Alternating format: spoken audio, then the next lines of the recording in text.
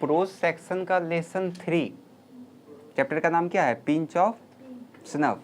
इसका आज हम लोग क्वेश्चन आंसर को करने वाले हैं। अब देखिए, क्वेश्चन आंसर वही बच्चा को समझ में आएगा जो बच्चा इस चैप्टर का 84 पैराग्राफ को अच्छा से पढ़ा है। यदि कोई बच्चा इसमें झक मारा है तो ज़िंदगी भर झक मारता रहेगा, ये बात याद रहे। साफ बात, सीधा बात, नो बकवास। यदि आपने 84 पैराग्राफ को पढ़ा है, ये नहीं कि पढ़ा मतलब ये नहीं होता है कि आप क्लास आए और चुपचाप से कथा सुन ली और घर चल गए, इसका मतलब ये पढ़ा हुआ नहीं होता है। पढ़ने का मतलब होता है कि यहाँ पढ़ने के बाद, घर जाने के बाद आप इंग्लिश का बुक उठा करके खुद से अगर आप उसका हिंदी किए हैं तब जा कर के आपने उसको पढ़ा है, वरना आप क्लास करके भी उसी श्रेणी में चल जाइएगा जिस श्रेणी में अदर बच्चा है। बात समझ में आया?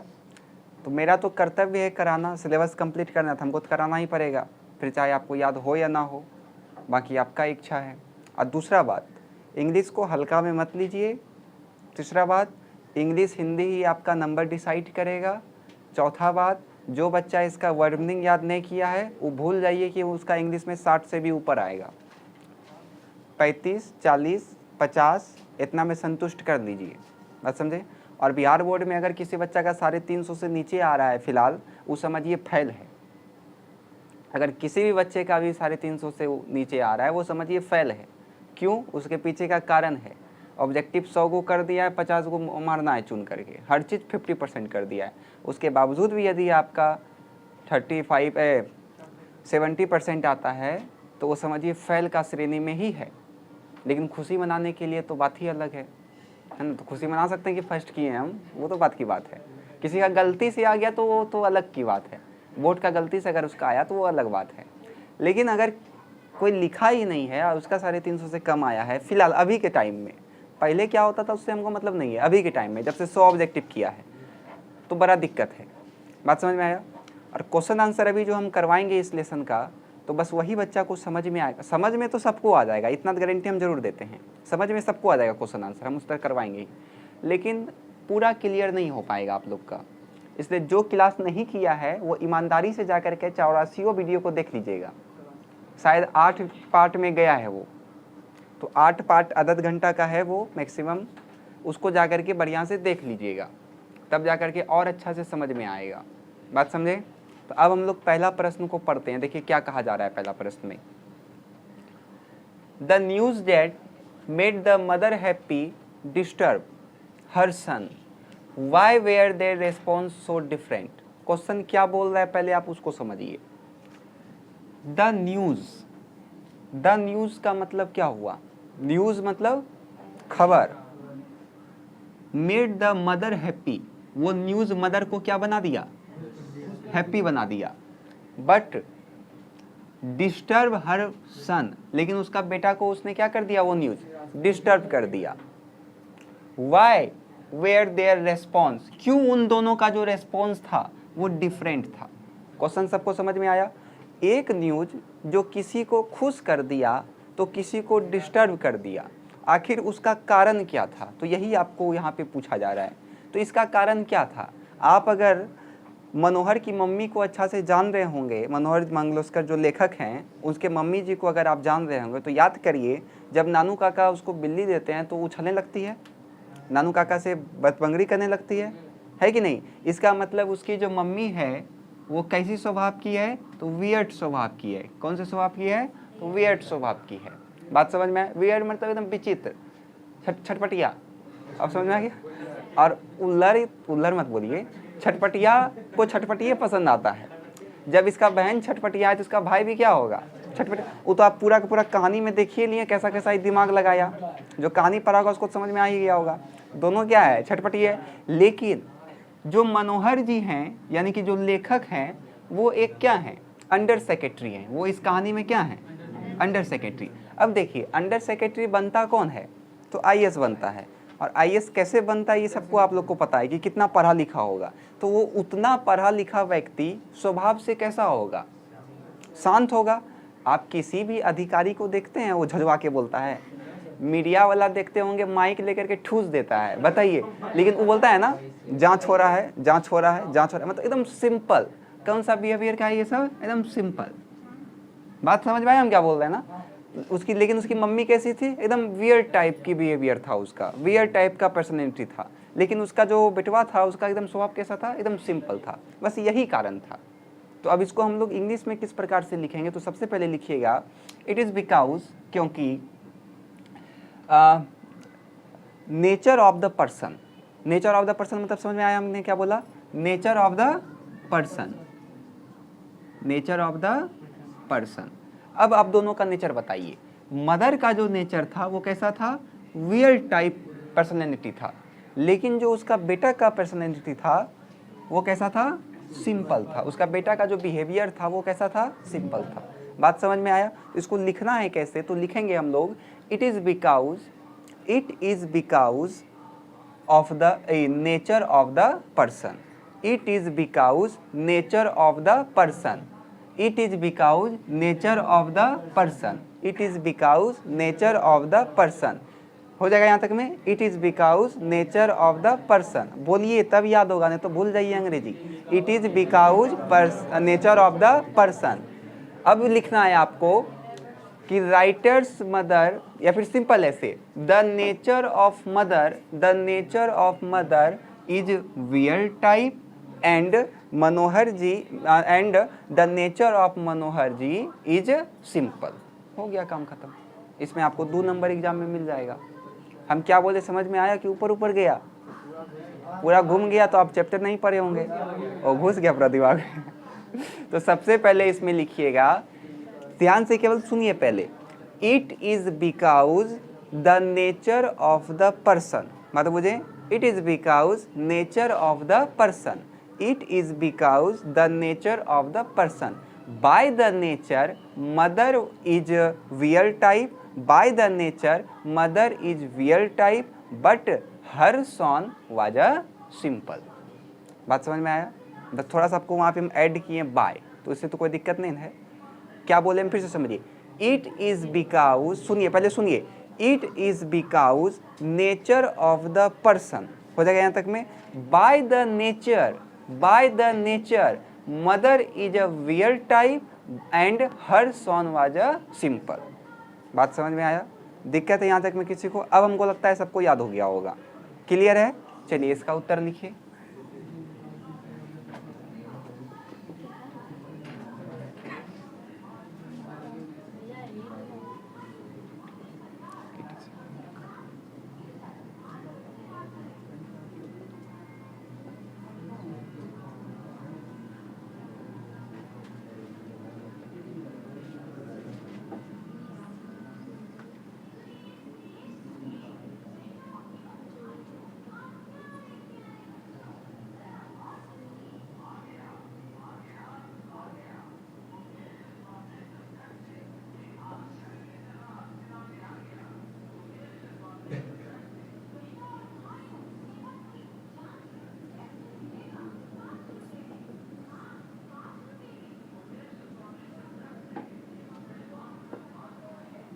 चलिए अब रुक जाइए सब, उसके बाद लिखिएगा। यहाँ देखिए क्वेश्चन समझेगा सब।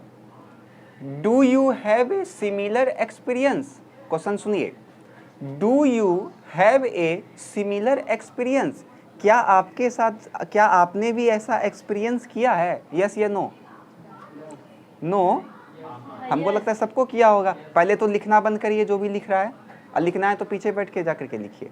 तो सबसे पहले इसमें हमने आपको क्या क्वेश्चन बोल रहा है, do you have a similar experience? क्या आपने भी ऐसा अनुभव किया है? नहीं, मतलब कि आपके घर में भी, सुनिए सुनिए, आपके घर में भी कोई ऐसा रिश्तेदार आया है जिसके आने के बाद आपका मुंह फूल जाता है? नहीं, नहीं, आप लोग का पता नहीं, मेरा तो जरूर फूल जाता है। तो क्या लिखेंगे हम लोग? Yes I do have a similar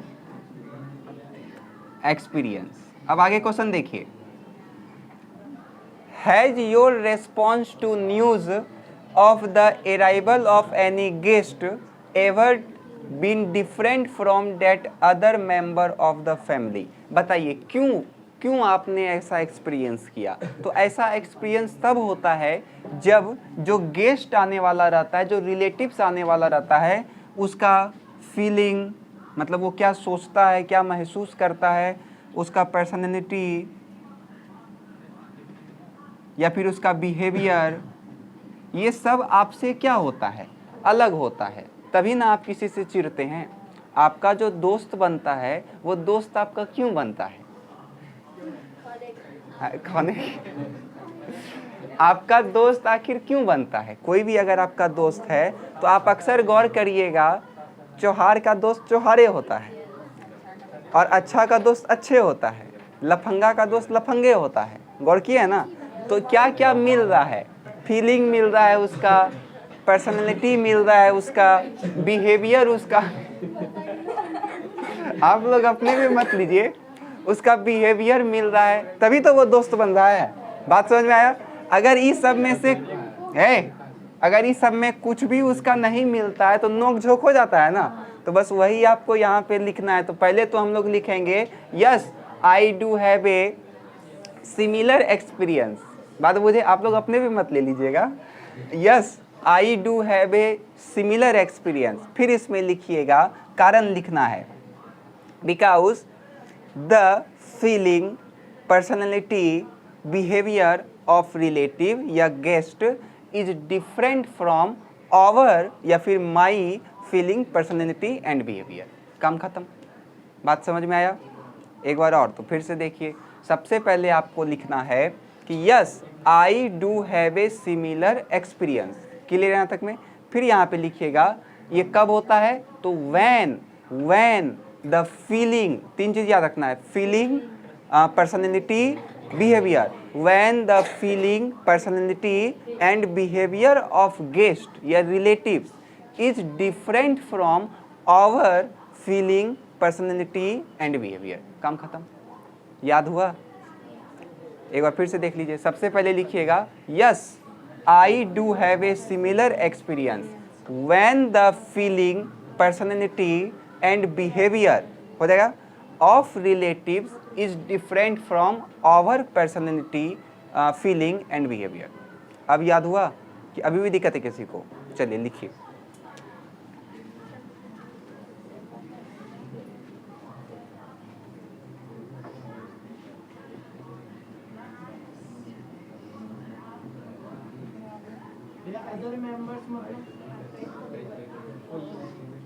जब समझाते हैं तो लिखते हैं, तो पूछने का क्या हक है आपको?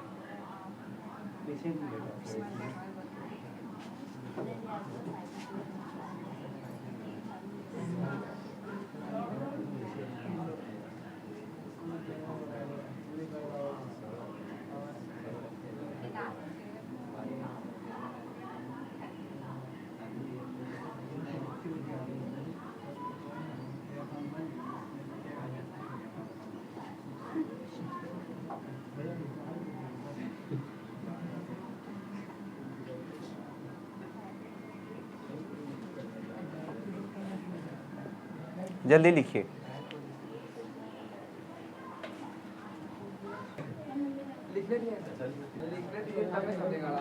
तीसरा नंबर क्वेश्चन को समझिएगा। देखिए कहा जा रहा है question, how do travel second on a third class ticket, कि थर्ड क्लास टिकट पे सेकेंड क्लास का आपने सफ़र किया, कैसे?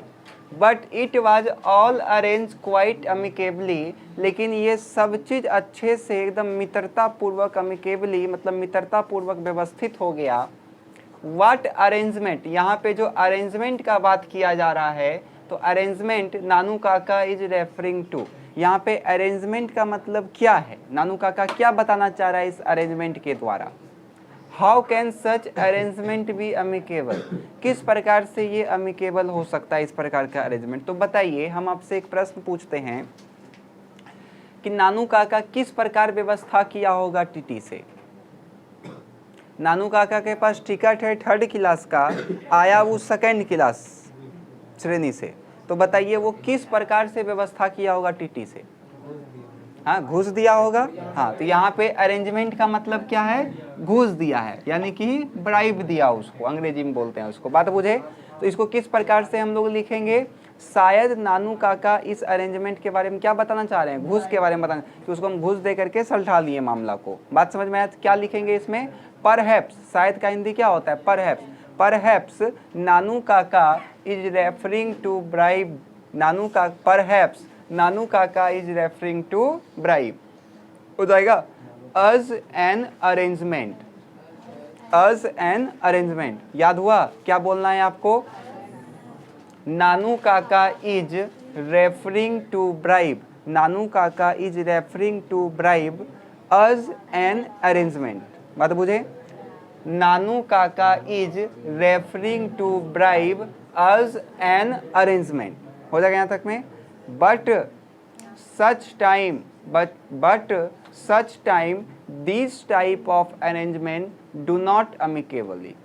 लेकिन कभी कभी इस प्रकार का व्यवस्था हमेशा मित्रतापूर्वक से सॉल्व नहीं होता है। कभी आप जाइएगा टीटी को घूस देने के लिए, टिकट नहीं होगा तो वो तो एक बार होगा कि मान भी जाए, लेकिन अगर वैसा टीटी आपको मिल गया तो बढ़िया से, हाँ बढ़िया से आपको भी क्लास कर देगा, एसी में भेज देगा आपको।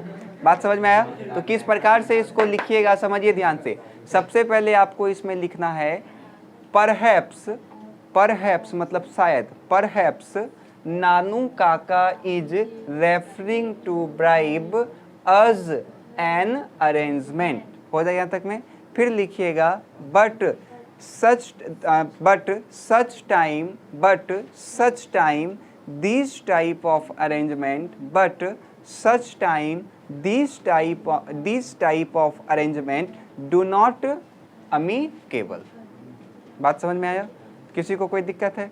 एक देखिए क्वेश्चन इसमें कहा गया the under secretary, under secretary कौन? मनोहर मांगलोस्कर, ऑलवेज ओबे, ओबे मतलब क्या होता है? आज्ञा का पालन करना।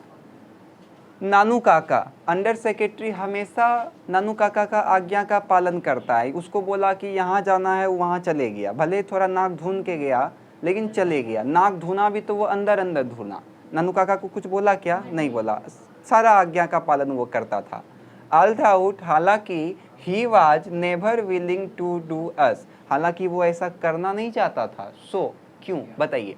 नानू काका जो नानू काका का हर एक बात वो माना, लेकिन वो ऐसा करना नहीं चाहता था। इसके पीछे का क्या कारण हो सकता है बताइए? हाँ, क्योंकि नानू काका क्या थे? उससे उम्र में बड़े थे, यानी कि इल्डर थे, और इसके साथ साथ वो उसका कौन था? मम्मी का भी भाई था, यानी कि वो उसका कौन था? मामा था। इसका मदर का ब्रदर था, ही इज मदर्स ब्रदर, यानी कि उसका कौन था? अंकल था, मामा जी था, उसका अंकल था वो। बात समझ में आया? आप ही का अंकल आपको बोलेगा कि चलो बाजार, तो आप उसके साथ नहीं जाइएगा, हैं? कैच का तो धूप रहे, जाइएगा कि नहीं जाइएगा? तो वही यहाँ पे कहा जा रहा है। बात समझ में आया? तो किस प्रकार से इसका आंसर हम लोग लिखेंगे? तो सबसे पहले लिखिएगा दी अंडर सेक्रेटरी ऑलवेज ओबे नानू काका because Nanu Kaka was elder. हो जाएगा? क्या बोले हमने? द अंडर सेक्रेटरी ऑलवेज ओबे नानू काका because Nanu Kaka was elder. समझ में आया? Because Nanu Kaka was elder, यानी कि नानू काका उससे क्या थे? बड़े थे। And he is his mother's brother, या फिर सीधा लिख देंगे क्या चीज? Uncle. And he is her his uncle. बात समझ में आया? ये तो आसान है। कैसे लिखना है? तो सबसे पहले लिखिएगा द अंडर सेक्रेटरी ऑलवेज ओबे नानू काका because Nanu Kaka was elder. बात समझे? Nanu Kaka was elder. To under secretary भी आप लिख सकते हैं कि अंडर सेक्रेटरी से वो क्या था? इल्डर था। And he is his uncle, यानी कि वो उसके क्या थे? मामा थे। आया समझ में? इस दोनों में किसी को कोई दिक्कत है? चलिए लिखिए।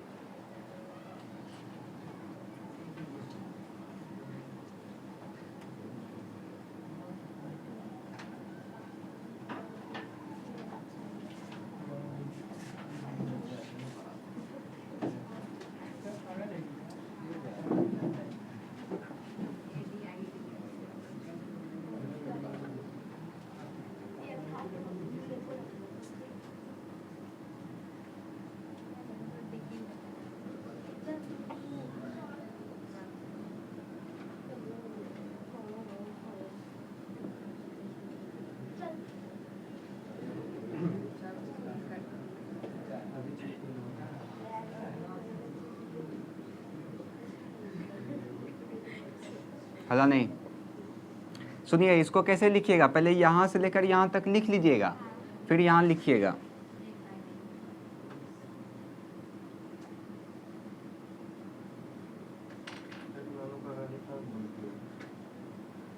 इस बात का चर्चा आपकी कहानी में नहीं है।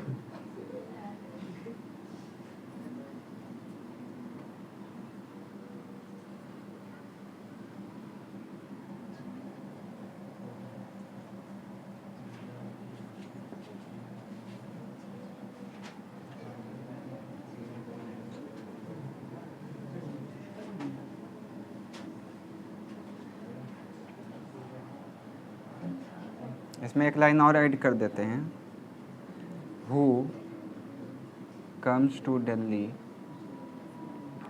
To see the minister.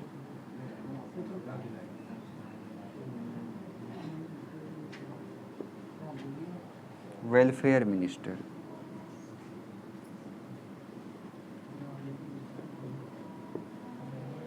चलिए लिखिए।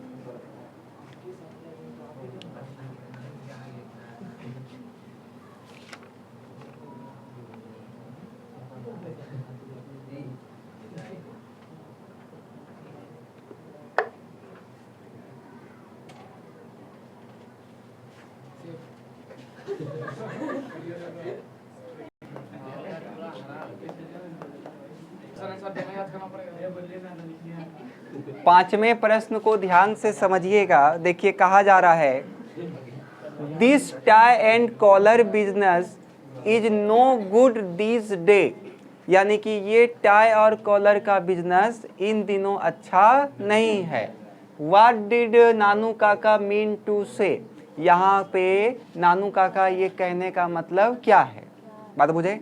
तो यहाँ पे हम लोग क्या लिखेंगे इसमें, तो सबसे पहले लिखना है कि this tie and collar business is no good this day, here Nanu Kaka mean to say that. बात समझे, hair Nanu Kaka mean to say that. पहले तो आपको यहाँ से डिट्टो लिख लेना है, ठीक है। फिर लिखना है कि here Nanu Kaka mean to say that. Clear यहाँ तक में। क्या कहता है, इसका मतलब है कि इन दिनों टाई और कॉलर कौन पहनता है, फॉर्मल ड्रेस उसको कहा जाता है। उसको कौन सा ड्रेस बोलते हैं, फॉर्मल ड्रेस। तो वही यहाँ पे बोल रहा है कि ये जो फॉर्मल ड्रेस है वो आजकल दूसरे लोगों को इम्प्रेस नहीं कर रहा है, दूसरे लोगों को इम्प्रेस नहीं कर रहा है। जैसे अगर कोई यहाँ पे टाई और कोट शर्ट पजामा पहन के आ जाता है तो आप मुश्किल से उसको 4-5 सेकंड के लिए देखिएगा, उसके बाद आपका इंटरेस्ट खत्म हो जाएगा। लेकिन वहीं पे अगर कोई एक आ रहा है, एकदम पुराना ज़माना का कपड़ा पहना हुआ है, पगड़ी पहना हुआ है, 4 गो अंगूठी पहना हुआ है, मठिया पहना, तो उसको देखने में ही आपको 10-15 सेकंड लग जाएगा। बात समझ में आ रहा ना। तो उसका बाट थोड़ा सा ज़्यादा बढ़ता है ना, तो इसलिए ऐसा यहाँ पे कहा गया था। आपको कहानी के थ्रू समझ में अच्छा से आया होगा। तो क्या लिखना है आपको इसमें, तो सिंपल है, this tie and collar business is no good this day. यहाँ तक में किसी कोई दिक्कत। Here Nanu Kaka mean to say that, Nanu Kaka mean to say that formal dress do not impress, formal dress do not impress to other. बात समझे, formal dress do not impress, formal dress do not impress to other this day. खत्म हो गया। आया समझ में, हो जाएगा। पहले तो लिखिएगा कि this tie and collar business is no good this day, here Nanu Kaka mean to say that. Clear तक में। फिर लिखिएगा the formal dress do not impress to other, the formal dress do not impress to other. बात समझ में आया। फिर देखिए, how did the under secretary change his appearance to accompany Nanu Kaka. Under secretary ने अपना परिवेश को किस प्रकार से बदला नानू काका को सहयोग करने के लिए। तो बताइए, सबसे पहले तो उन्होंने अपना क्या किया, फॉर्मल ड्रेस को चेंज किया किस में, बताइए, जोधपुर कोट में। और फिर नानू काका जो था वो उसको क्या किया, उसका माथा के चारों ओर क्या बांधा, पगड़ी बांधा, ऑरेंज कलर का, ऑरेंज टर्बन। पगड़ी का इंग्लिश क्या था उसमें, टर्बन था। और बांधना का इंग्लिश क्या बताए थे?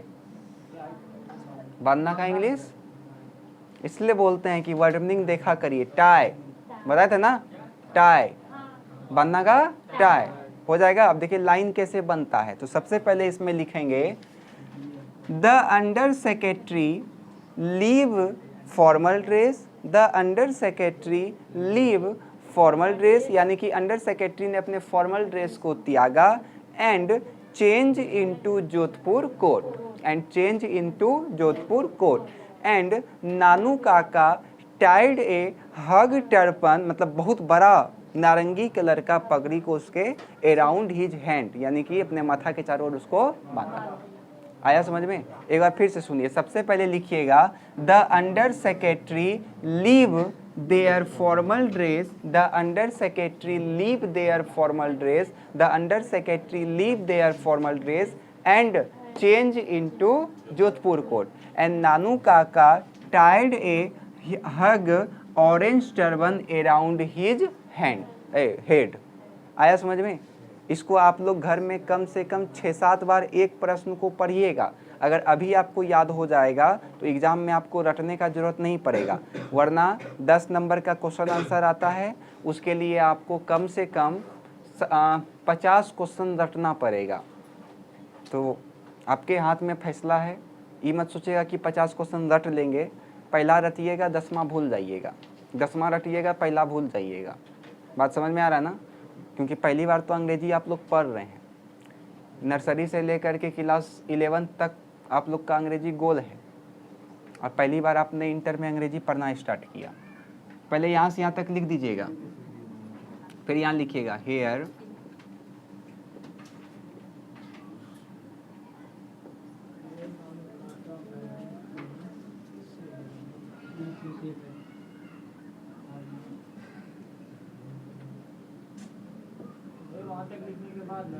हाँ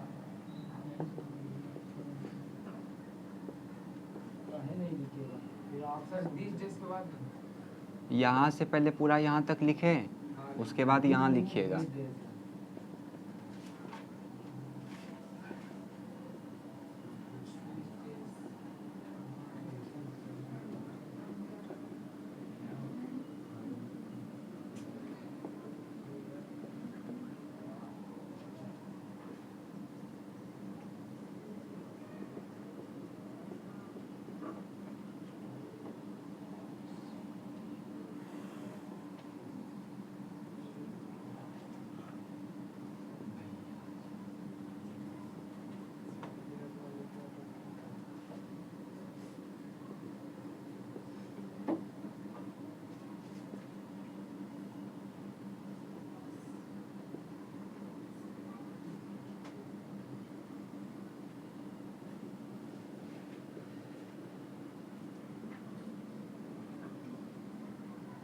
चलिए 6 तक कर लीजिएगा, बाकी कल करवा दिया जाएगा।